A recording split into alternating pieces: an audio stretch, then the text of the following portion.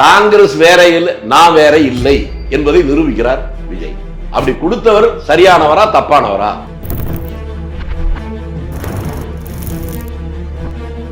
India கூட்டணி கூட்டமானது கூடுகிறது. திமுக புறக்கணிச்சிருக்காங்க. எங்களை பிடிச்ச 7.5 விட்டுருச்சுமா.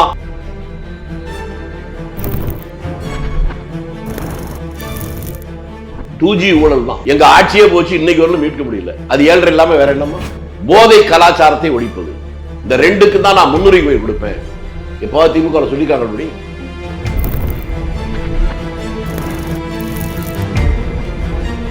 5 வருஷமாவே ஒண்ணும் செய்யல. நீங்க செஞ்ச ஒண்ணே 6 லட்சம் கோடி கடன் வாங்கினதான் 5 வருஷத்துல.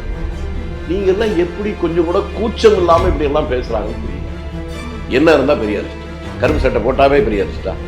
ரகுபதினு ஒரு மந்திரி இருந்தாரு இவங்க அப்பா ஆட்சியில. அவங்களா அதுக்கு முன்னால அதிமுக இருந்தவங்களா இல்ல திமுக இருந்தவங்களா? இதுக்கு குதிரை பேரம்னா அது என்ன யானை பேரமா? 4ஆம் தூண் நேயர்கள் அனைவருக்கும் வணக்கம். இன்று நம் நிகழ்ச்சியின் சிறப்பு விருந்தினர் காங்கிரசின் மூத்த தலைவர் திருச்சி வேலுசாமி அவர்கள் இணைந்துள்ளார். வணக்கம் சார். வணக்கம். விஜய் அவர்கள் ஆட்சி அமைத்து கிட்டத்தட்ட 1 மாத காலம் நிறைவடைய போகுது. இதற்கிடையில எதிர்க்கட்சி தலைவர் கடுமையா விமர்சிச்சிருக்காரு விஜய் அவர்களை. அதாவது நீங்க 25 நாள்ல ஒரு உருப்படியான ஒரு திட்டத்தையாச்சும் நீங்க கொண்டு வந்திருக்கீங்களா அப்படின்ற மாதிரி ஒரு கருத்தை முன் வச்சிருக்காரு. எப்படி பாக்குறீங்க சார்? அவங்க 5 வருஷத்துல என்ன உருப்படியா திட்டம் கொண்டு வந்தாலும் சொல்லிட்டுல கேட்கணும். அவங்க ஆட்சி வந்திருக்கிற போது இந்த 25 நாள்ல என்ன செஞ்சாங்கன்னு சொல்லிட்டு நாங்க 25 நாள் இதெல்லாம் செஞ்சோம். இந்த ஆட்சிக்கு வரதுக்கு முன்னால எலெக்ஷன்ல பேசினாங்கல்ல, நாங்க முதல் கையெழுத்துலயே நீட்டை ரத்து பண்ணுவோம், முதல் கையெழுத்துலேயே டாஸ்மார்க் மூடுவோம் எல்லாம் சொல்லிட்டு ஆட்சிக்கு வந்தாங்க. 5 வருஷமும் பண்ணலை. அவங்க 1 மாசத்துல இதை நான் செஞ்சிருக்கோம், இதெல்லாம் செஞ்சு காட்டியிருக்கோம், நீ என்ன செஞ்சேன்னு கேட்டால் அது நியாயம் இருக்கு. இவங்க ஒண்ணுமே தான் திருடி பிறரை நம்பான்ங்கிறதுக்கு ஒரு உதாரணம். 5 வருஷமாவே ஒன்றும் செய்யல. நீங்க செஞ்ச ஒண்ணே 6 லட்சம் கோடி கடன் வாங்கினதான் 5 வருஷத்துல. நீங்க எல்லாம் எப்படி கொஞ்சம் கூட கூச்சம் இல்லாம இப்படி எல்லாம் பேசுறாங்கன்னு புரியல. அது இல்லாமல் உடையிலிருந்து எல்லாருமே எல்லாமே விமர்சிச்சிருக்காங்க. விஜய் அவர்கள் பார்த்தீங்கன்னா எல்லா அரசியல்வாதிகளும் அந்த ஒயிட் அண்ட் பிளாக் அந்த உடை போடுவாங்க. அதே மாதிரி ஒரு கோட் ஷூட்டில் போட்டிருக்காரு. அந்த உடையுமே நீங்கள் கோட் ஷூட் போட்டால், அந்த கருப்பு போட்டால் நீங்கள் பெரியாரிஸ்டா அப்படின்ற கேள்விலாம் வருதே சார். பெரியாரிஸ்ட் தான் கருப்பு போடுவாங்கிறது உங்களுக்கே நீங்கள் உருவாக்கிட்ட கற்பனை. கருப்பு எதுக்கு போடுறது? ரிபல் பண்ணுறதுன்னு. ரிபல்லாம் எல்லாத்தையும் எதிர்க்கிறோம்னு அர்த்தமா? எதிர்க்க வேண்டியதை எதிர்க்கணும், எதிர்க்கக்கூடாதே எதிர்க்கக்கூடாது. இந்த வித்தியாசம் தெரியாம ரொம்ப பேர் பேசு. பெரியாரிஸ்ட் அதுக்கு முதல்ல விளக்கம் சொல்லுமா, அப்புறம் பேசுவோம். என்ன இருந்தா பெரியாரிஸ்ட்? கருப்பு சட்டை போட்டாவே பெரியாரிஸ்டா? அப்ப பெரியார் மாதிரியே 75 வயசு வரும்போது 25 வயசு பொண்ணை கல்யாணம் பண்ணுமா? என்ன பெரியாரிஸ்ட்னா என்னன்னு சொல்லுங்க. எதையும் சொல்லாம மக்களை ஏமாத்துறதே ஒரு வேலையா வச்சிருக்கிறது அந்த பையனும் பண்ணிட்டு இருக்கிறார். அதை கேட்குறீங்க. அப்ப இந்த மாதிரி உடை போடுவது அவங்க விருப்பம். ஆனா எனக்கு கூட அது அந்த இதுல இவர் இந்த கோட்டு போட்டுக்கு போகணுங்கிற அவசியம் இல்லை அப்படின்னு தான் நான் நினைக்கிறேன். நம்ம ஊர் கலாச்சாரத்துக்கு தகுந்த மாதிரி உடை உடுத்துவது தான் பாமர மக்கள் மத்தியில் அவ்வளோ தலைவர்கள் மேலே ஒரு இன்னும் கொஞ்சம் நெருக்கமான உணர்வு வரும்னு நான் நினைக்கிறேன். இது உளவியல் ரீதியான பார்வை. மற்றபடி உடை உடுத்துவது அவங்க விருப்பம்தான்.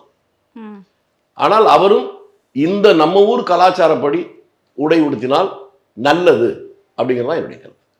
ஆனாலும் விஜய் அவர்கள் பார்த்தீங்கன்னா இப்போ வரைக்குமே திருச்சியில் பேசுகிறப்ப கூட திமுகவு மட்டும்தான், எனக்கும் திமுகவுக்கு மட்டும்தான் போட்டியே, வேற யாருமே இல்லை, எந்த அல்லு சில்லுமே இல்லை அப்படின்ற ஒரு கருத்தை முன் வச்சிருக்காரு.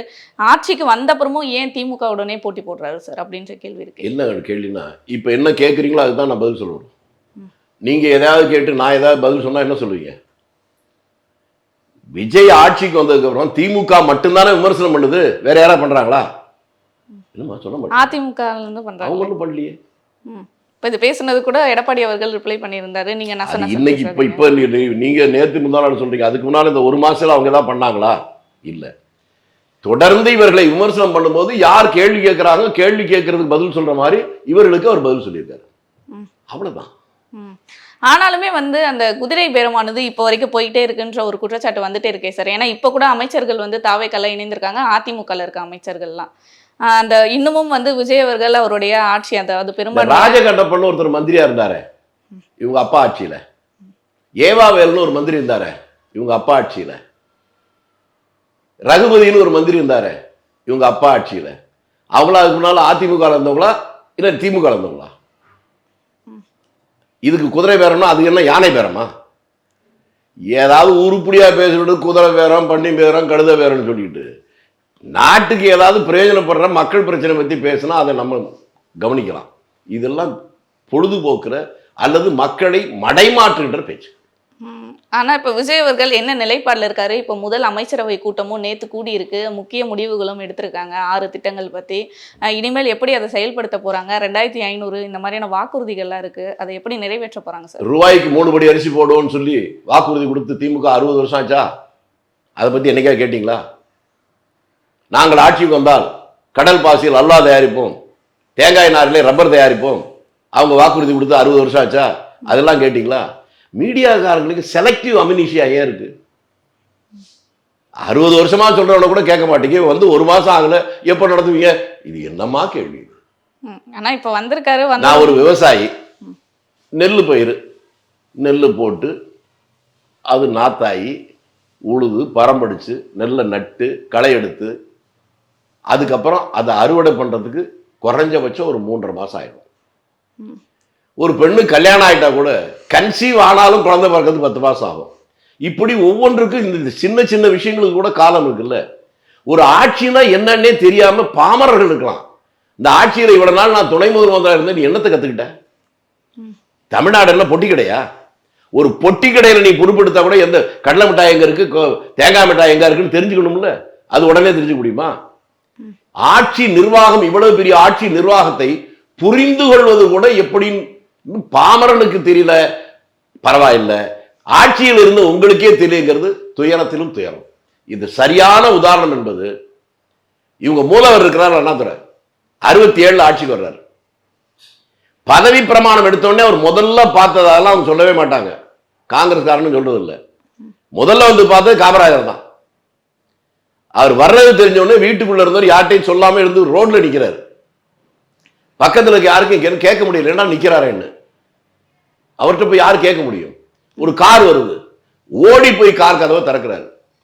உள்ள இருந்து இறங்கின அண்ணாதுரை, ஐயோ என்னையா நீங்க வந்து கார் கதவை திறக்கிறீங்க? அவர் சொன்னது உன்னை, இவர் சொன்னது நான் அண்ணாதுரை காரை திறக்கலன்னு, தமிழ்நாட்டு முதலமைச்சருடைய காரை திறக்கிறேன். முதலமைச்சர்னா என்னன்னு எனக்கே தெரியலன்னா மற்றவங்களுக்கு எப்படி தெரியும்? குறைஞ்சபட்சம் என் பக்கத்தில் இருக்கவங்களுக்கு முதலமைச்சர்னா என்னன்னு தெரியணுங்கிறதுக்கு தான் நான் இதை செஞ்சேன். அவர் புத்திக்கு இவங்க புத்திக்கு வித்தியாசம் இருக்கா? சொல்லிட்டு உள்ளவை பேசும்போது தான் அண்ணாதுரை சொல்றாரு, அதுக்கு முன்னால எம்பியா இருந்திருக்கிறாரு, எம்எல்ஏ இருந்திருக்கிறாரு, அந்த கட்சிக்கே தலைவர். அவர் சொன்ன வார்த்தை அப்படியே திருப்பி சொல்றேன். நான் ஆட்சிக்கு வருவேன்னு எதிர்பார்க்கல, மனதளவில் நான் தயாராகல. ஒரு 10 சீட்டு கூட வரும் தான் நினைச்சேன். அதனால தான் நான் எம்எல்ஏக்கு போட்டி போடல, எம்பிக்கு போட்டி போட்டேன். இப்ப ஆட்சி வந்துட்டதுனால நான் இப்போ முதல் மந்திரியா வந்திருக்கேன். நிர்வாகத்தை பத்தி ஒன்னும் புரியல, நீங்க தான் வழிகாட்டணும். அதுக்கு அவர் சொன்னது, படிக்காத நானே ஒரு ஆட்சி நடத்தும் போது நீங்க எம்ஏ படிச்சிருக்கீங்க, என்னை விட நீங்க நல்ல ஆட்சி நடத்த முடியும். ஆனா ஒண்ணு எனக்கு புரியுது, இவ்வளவு பெரிய மாநிலத்துடைய நிர்வாகத்தை புரிந்து கொள்வதற்கே குறைஞ்சபட்சம் ஒரு 6 மாசம் ஆகும்னு எனக்கு தெரியும்.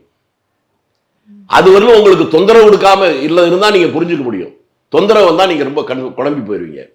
உங்களுக்கு அதிர்ஷ்டவசமா வேற யாரும் ஒன்றும் பண்ண முடியாது. நான் தான் எதிர்கட்சியில் இருக்கேன். இந்த 6 மாதத்தில் நீங்கள் நிர்வாகத்தை புரிந்து கொள்ளுகிற வரை உங்களை எதிர்த்து நான் பொதுக்கூட்டம் பேச மாட்டேன், ஒரு அறிக்கை தரமாட்டேன், ஒரு பேட்டி தரமாட்டேன். சொன்னது மட்டுமல்ல, 6 மாசமா அவர் பேசவே இல்லை. உங்க மூலவர் அண்ணாதுரையே எம்பி எம்எல்ஏ அனுபவம் பத்தவரே, எனக்கு நிர்வாகத்தை பத்தி ஒண்ணுமே புரியல, அதை புரிஞ்சுக்கிறதுக்கு நாளாகும் அவனே. ஏற்கனவே ஆட்சி அதிகாரத்தில் இருந்தவர் ஒரு 6 மாசமா ஆகும்னு சொன்னாரு. இது எதுவுமே தெரியாம விளையாட்டு புள்ள தெருவில் போறோம் பேசிக்கிட்டு இருக்க மாதிரி, இல்லைன்னா டாஸ்மாக் கடையில பேசிக்கிட்டு பாக்கல அந்த மாதிரில இருக்கு. ஆட்சிக்கு வந்து 1 மாசம் ஆளாது, என்னாச்சு இது என்னாச்சு, இதை சொன்னியா அதை சொன்னியா, என்ன பேச்சு எனக்கு புரியல. வந்த உடனே என்ன பார்க்கணும், அவருடைய எண்ணம் என்னன்னு தான் பார்க்கணும். ஒரு டிஜிபியை, நிலையான டிஜிபியை போட்டு இப்ப 3 நாள் தானே ஆகுது. டிஜிபி மூலமாகத்தானே தமிழ்நாடு முழுக்க போலீஸ் நீங்க சரி பண்ண முடியும். அவர் வந்த உடனே அவர் 2 சொல்லியிருக்காரு, அது நீங்க உங்க மூலமா மக்கள் தெரிஞ்சுக்கிட்டோம். அகர்வால் வந்த உடனே முதல் பேட்டியில, உங்க பேட்டியில என்ன சொன்னாரு? உடனடியாக எனக்கு முன்னால் இருக்கிற சவால்கள் 2 தான்.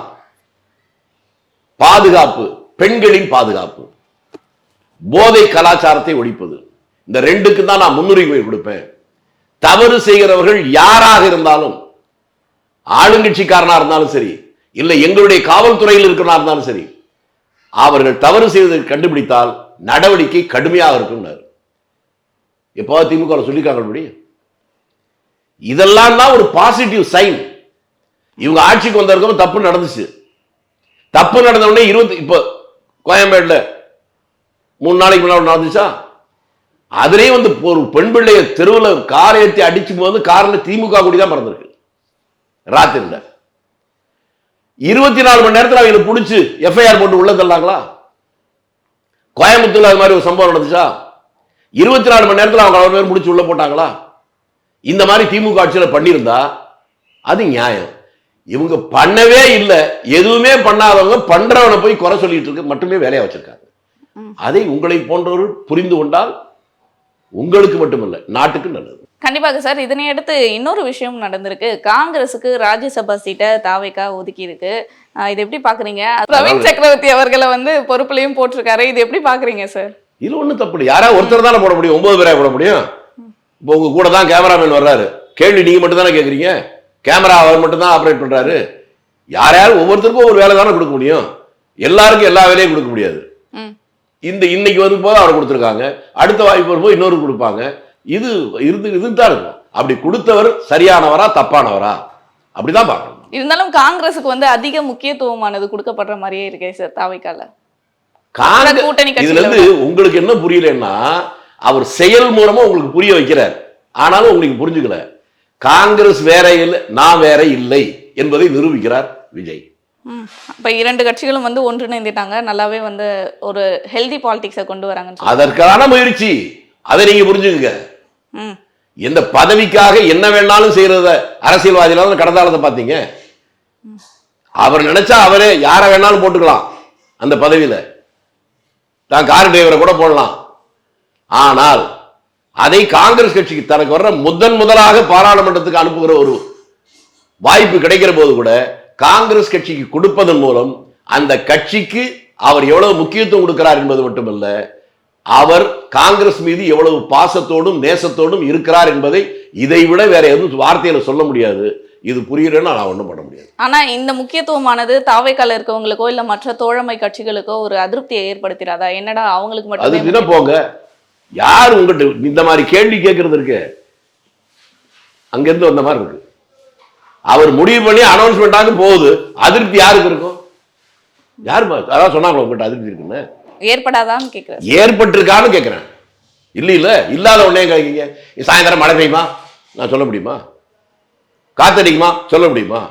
இல்ல நாளைக்கு என்னங்க நாட்டில் நடக்கும், நீ எவ்வளவு வருஷம் உயிரோடு இருக்குன்னு சொல்ல முடியுமாமா?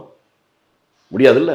அந்த காலத்துல வேடிக்கையா கண்ணதா சொன்னாரு, ஆண்டவன் மனிதனுக்கு வச்சிருக்க ஒரே செக் அதுதான், எப்ப சாவான்னு அவனுக்கே தெரியாங்கிறது தான். அது உனக்கு தெரிஞ்சா உங்க ஒரு மலைக்கோட்டையை வந்து குதிக்க மாட்டியா? 10 பாம்பை முடிச்சு முத்தம் கொடுக்க மாட்டியான்னு கேட்பாரு. கண்டிப்பாக சார். இதற்கிடையில இப்ப டெல்லியில வந்து 18ஆம் தேதி கிட்ட கூட்டமானது, அதாவது இந்தியா கூட்டணி கூட்டமானது கூடுகிறது. இதுல கூட்டணி கட்சிகள் எல்லாமே கலந்துக்கிறாங்க. திமுக புறக்கணிச்சிருக்காங்க. இது எப்படி பாக்குறீங்க சார்? எங்களை பிடிச்ச 7.5 விட்டுருச்சுமா. ஏன் சார் அப்படி சொல்றீங்க? ஏன் எங்க காங்கிரஸ் எவ்வளவு செல்வாக்கா இருந்துச்சு மன்மோகன் சிங் பாருங்க. 10 ஆண்டு காலத்துல அந்த ஆட்சியை வீழ்த்துறதுக்கு எதிரிகள் பயன்படுத்துற ஒரே ஒரு ஆயுதம் 2G ஊழல் தான். எங்களுக்கு அதுக்கு ஏதாவது சம்பந்தம் உண்டா? மகாராஷ்டிரா பண்ண அந்த விவகாரத்துல எங்க ஆட்சியே போச்சு, இன்னைக்கு வரலும் மீட்க முடியல. அது 7.5 இல்லாம வேற என்னமா? 15 வச்சுக்கலாமா? 7.5 கரெக்ட். அப்படி இல்லை சார். அப்ப இனிமே வந்து காங்கிரசும் திமுகவும் ஒன்றிணைய வாய்ப்பே இல்லை எதிர்காலத்துல. வாய்ப்பு இருக்கா இல்லையான்னு சொல்றதுக்கு நான் ஒன்றும் ஜோசியக்காரன் இல்லை. இருக்கக்கூடாது என்பது என்னுடைய ஆலோசனை. அப்ப திமுக இனிமே என்ன நிலைப்பாடு எடுக்க போறாங்க சார்? ஏன்னா இப்போ வந்து கூட்டணி கட்சிகள் யாருமே இல்ல, அடுத்து எப்படி அவங்க உள்ளாட்சி தேர்தல் வருது, அதெல்லாம் எப்படி சந்திக்க போறாங்க அப்படின்ற ஒரு கேள்வி. அது அவங்க கவலைமா, நீங்க அறிவாலயத்துல போய் கேளுங்கம்மா. சீட்டு கேட்டு எத்தனை பேர் வர்றாங்கன்னு அப்ப பார்ப்போம். கண்டிப்பாக சார். தொடர்ந்து பேசுவோம் சார் பல நிகழ்வுகளை பற்றி.